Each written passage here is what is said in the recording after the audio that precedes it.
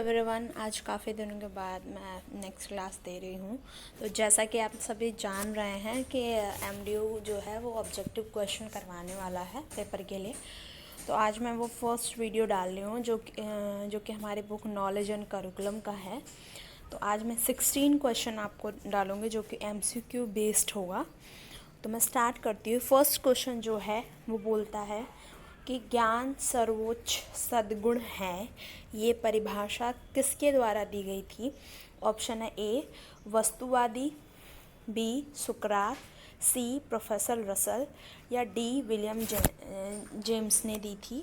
तो ये चारों में से किसने इस परिभाषा को बोला गया, मतलब दिया है ज्ञान सर्वोच्च सद्गुण है?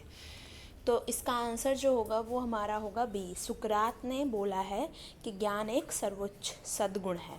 नेक्स्ट क्वेश्चन की बात करते हैं। सेकंड क्वेश्चन जो कि आता है ज्ञान शक्ति है, यह परिभाषा किसके द्वारा दी गई थी?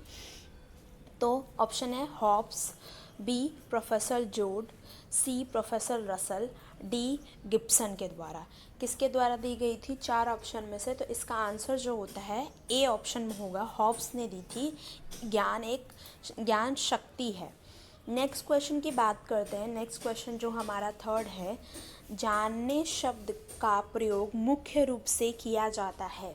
ए परिचय, बी कार्य करने की योग्यता, सी प्रतिज्ञाति ज्ञान और डी ये सभी। जानने शब्द का इसमें पूछ रहा है कि मुख्य रूप से किस रूप से प्रयोग किया जाता है।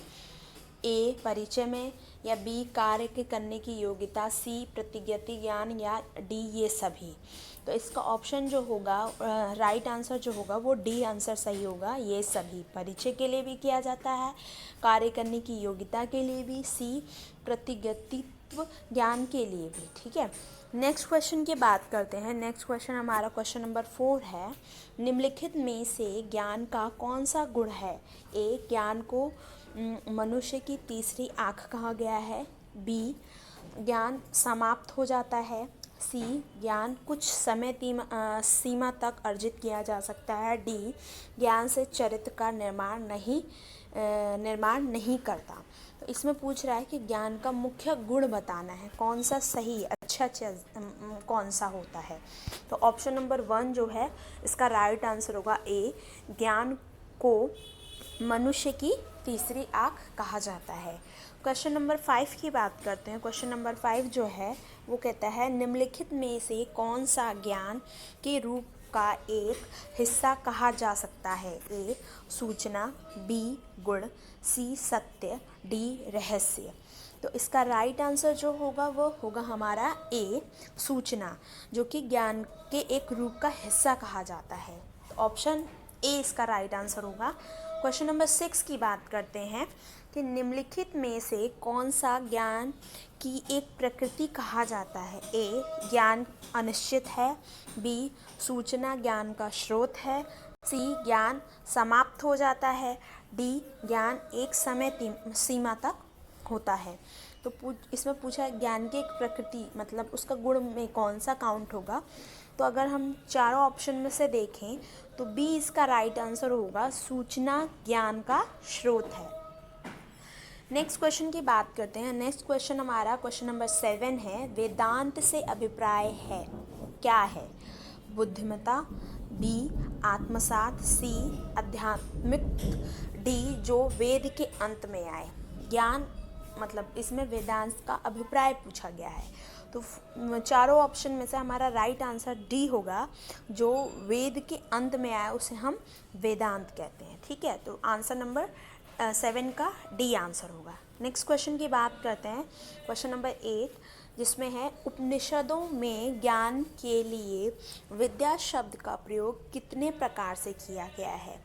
ए 4 प्रकार से, बी 2 प्रकार से, सी 5 प्रकार से, डी 6 प्रकार से। कितने प्रकार से किया गया है? 2 प्रकार से किया गया। ऑप्शन नंबर बी इसका राइट आंसर होगा। नेक्स्ट क्वेश्चन की बात करते हैं। क्वेश्चन नंबर 9, तार्किक ज्ञान में मुख्य कौन माना जाता है? ए तर्क, बी अनुभव, सी पुस्तक, डी क्रियात्मक। तो तार्किक ज्ञान की बात की जाती है, तो ये तो बहुत इजी है। तो इसका ऑप्शन नंबर ए सही होगा, तर्क जो मुख्य रूप माना जाता है।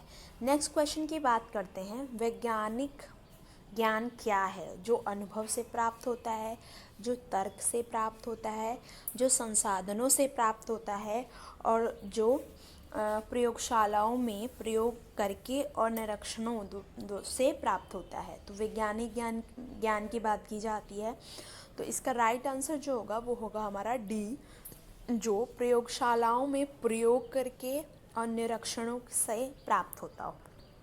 ठीक है, नेक्स्ट क्वेश्चन आता है हमारा 11 कि जॉन डीवी कौन से विचारवाद को मानते हैं? प्रकृतिवाद को, बी प्रयोजनवाद को, सी आदर्शवाद को, और डी यथार्थवाद को। तो जॉन डीवी जो हैं वो हमारे प्रयोजनवाद के विचारवाद को मानते हैं, तो ऑप्शन नंबर बी इसका राइट आंसर होगा। नेक्स्ट क्वेश्चन की बात करते हैं कि आस्था का क्या अर्थ है? प्रज्ञा, आभास, सी लगाव, डी अनुभव। आस्था, तो इसका राइट आंसर जो होगा वो हमारा होगा सी लगाव। आस्था का क्या अर्थ है? लगाव। ठीक है, तो राइट आंसर सी होगा। नेक्स्ट क्वेश्चन 13 है, थोड़ा सा कट हो गया है, मैं पढ़ देती हूँ। निम्नलिखित में से कौन सी विधि ज्ञान प्राप्त करने के लिए उपयोगी होती है? करके सीखना, अनुभव से सीखना, अवलोकन विधि, या ये सभी। तो इसका होगा पूछ रहा है इसमें ज्ञान प्राप्त करने की अच्छी विधि, उपयोगी विधि है, तो करके सीखना भी अच्छी होगी, अनुभव से भी होगा, और अवलोकन। तो इसका मतलब डी ऑप्शन इसका सही होगा, ये सभी। आंसर नंबर डी 13 का डी होगा, ये सभी विधियाँ इम्पॉर्टेंट हैं। फिर आता है 14 नंबर क्वेश्चन, जो बोलता है तर्क बुद्धि में निम्नलिखित तर्क बुद्धि में कौन सी विधि का प्रयोग किया जाता है? आगमन विधि का, बी निगमन विधि का, सी ए और बी दोनों का, या डी अवलोकन विधि का। तो इसका आंसर जो होगा वो होगा सी, आगमन और निगमन विधि, मतलब ए और बी दोनों आंसर होंगे इसके, तो सी ऑप्शन इसका राइट आंसर होगा। नेक्स्ट क्वेश्चन की बात करते हैं कि निगमन विधि में क्या होता है? सामान्य से विशेष, बी स्थूल से सूक्ष्म, सी विशेष से सामान्य, डी तर्क से वितर्क। तो आंसर इसका जो हो राइट आंसर होगा वो होगा हमारा सामान्य से विशेष, मतलब ए ऑप्शन इसका सही होगा। नेक्स्ट क्वेश्चन की बात करते हैं, नेक्स्ट क्वेश्चन नंबर 16, दर्शन की कौन सी शाखा है? तत्व मीमांसा, बी प्रकाशित होना, सी सूचना, डी अंतकरण। तो इसका राइट आंसर हो, दर्शन की शाखा बोला गया है, आपने अगर पढ़ा होगा ध्यान से तो आपको पता होगा, तो ए ऑप्शन इसका सही होगा, तत्व मीमांसा। तो ये हमारे थे नॉलेज एंड करिकुलम के 16 क्वेश्चन। अगर आपको क्वेश्चन अच्छे लगे हों तो लाइक करें, शेयर करो, कमेंट ज़रूर करें, ताकि अगर आपको वीडियो अच्छी लगी हो तो मैं नेक्स्ट वीडियो ज़रूर अपलोड करूँगी।